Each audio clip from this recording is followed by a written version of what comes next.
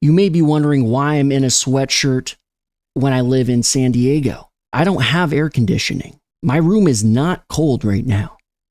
This is actually for a medical reason. I am clinically shocked by Thursday Night Football. If you open up the Boy Scout manual and looked in the first aid section and you said what to do when someone's in shock, you throw a blanket on them. You throw a blanket on them and you start praying to your higher power. Boy Scouts actually, despite what many may think, was not totally Christian. It was very open-minded to multiple different religions. But that's besides the point. The Detroit Lions, the same team that closed out the 2022 season in spectacular fashion and just missed the playoffs by that much. The hottest team in the back end of the season, the hottest team. If they could go into Arrowhead and take Patrick Mahomes and Andy Reid's lunch money, if they could go into Arrowhead and take their high school sweetheart to prom, if they could do those things, what does that say about the Lions? And what does it say about the Chiefs? And I can't wait to hear all the excuses from Kansas City fans, from Chiefs fans. And 20% of them were born in Kansas City, if you know what I'm saying. But all these fans, the excuses. The excuses start to roll in. Okay, Kelsey, we thought he was going to play, and he didn't play. No shit, Sherlock. No shit. I'm not a doctor, but I gave that diagnosis the day after it happened. I said, he's not going to play. You guys are going to be lucky if he's playing in 2 to 3 weeks.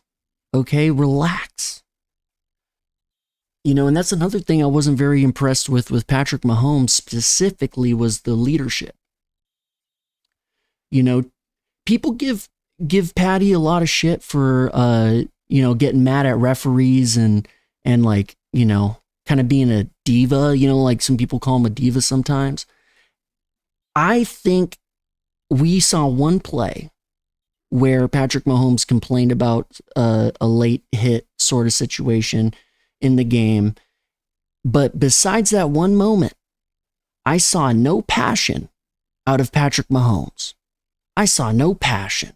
And I've seen Patrick Mahomes with passion, and I saw none of it. And poor Patrick Mahomes, he's like the dude at recess that stands up for all his friends that are getting beat up and ends up getting beat up too. Sometimes you can't always be the hero. Maybe it's unfair to say that it's on him. You have receivers like Kedarious Toney who, if he doesn't have a bus ticket back to wherever he's from, he might have to buy one. Okay, this dude had two critical drops, and there's drops, okay? And even the best wide receivers in the NFL will drop a pass. But when it comes down to the critical moments, I think what defines elite players is that they make those plays in the critical moments, even if they had no opportunity prior to that moment. Kedarious Toney dropped two very critical catches. Okay? And he was supposed to be the savior playmaker. At least in my mind, they brought him in for a reason. Tyreek Hill saying, hasta luego. They need a playmaker. And I lost a lot of money tonight. And I think the Chiefs are going to cover the spread. I think, it's going to be a nice story for Detroit. I think they're going to come in and play a hell of a game, but I don't think they're going to beat the Chiefs in Arrowhead. I don't think Jared Goff has the juice. But you know what I did find out though? I found out that Gibbs has the juice. I think he's one of the better playmakers of that game. Gibbs not only showed speed, but he showed elusiveness. And I'll tell you what, that one play where he almost, if he kept his footing and he made that cut right, it's a touchdown, 100%. He lost his footing because it was a hard cut. It was a really hard cut, and it's a tough play to make. But he, in first game, first reps, this dude's like, what, 22, 23 years old max? Going into Arrowhead Stadium against Patrick Mahomes, arguably the best quarterback of all time? And you're going to play like that? That's a dog. 100% agree. He is impressive, which is why I want more of it. Oh, we're going to get more of it, brother. Or sister, or however you identify. We are going to be getting more of Jahmyr Gibbs. In fact, I believe I have his rookie card that I just pulled the other day. I'm going to go ahead and grab it real quick, okay? Jahmyr Gibbs rookie card. And I put it in a sleeve because I knew this man was a playmaker. And tonight, he showed he is Detroit's #1 running back. Okay, this card's value just increased about 27 cents. And that's why you call it an investment. And if I'm Montgomery, I believe his first name is David. If I'm that guy, I'm going to start talking to my agent.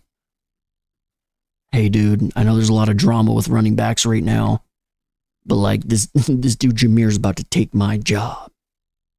Okay? I know you're not a staffing agency, but I don't have a degree. And I need you to work some magic. Get me on the Colts. Everybody knows the Colts are looking for a running back. Oh, I didn't make money. No, I lost a lot of money tonight. Out of my 4 bets, one of them hit. That's 25%. Okay, if you're in elementary school, they're telling you to go to the remedial classes. I won't be able to eat Chipotle for probably 2 weeks. And that's, if I lose bets, that's how I punish myself. It's Chipotle. Because I'm a fiend. I gobble up that chipotle, chipots, bro. You put me on the membership program. They're talking about how much carbon I'm taking out the atmosphere on my app because I buy so much Chipotle that they might as well give me a Nobel Prize. Well, I bet on the spread for the Chiefs. I did, and I lost. Now I bet $50. I bet $50 on the spread. Hasta luego. Either way, this was a fun, very exciting. I mean, if you would have asked me, what could you want out of a opening NFL season on Thursday night? The Lions, Detroit, plagued with bad luck and absolute mismanagement. If they could go into Arrowhead, take on the golden boy Patrick Mahomes on his own home turf. Andy Reid's got a McDouble, okay? Not even a Big Mac because he weighed him, and there is more meat in the McDouble than the Big Mac. So he chooses the McDouble. And they still go through those 2 guys and win. And they're 1-0. They're the only undefeated team in the NFL right now. If you would have told me, hey, 2023 football season, do you think that the Chiefs would be defeated, not won a single game, and that the Lions would be undefeated? I'd say, what are you on, Pluto? It's not even a real planet. From my understanding, it's a dwarf planet. It's basically the same thing as a star. Yeah, I'm a hop off. But hasta luego, buenos noches, buenos suertes, and happy football season.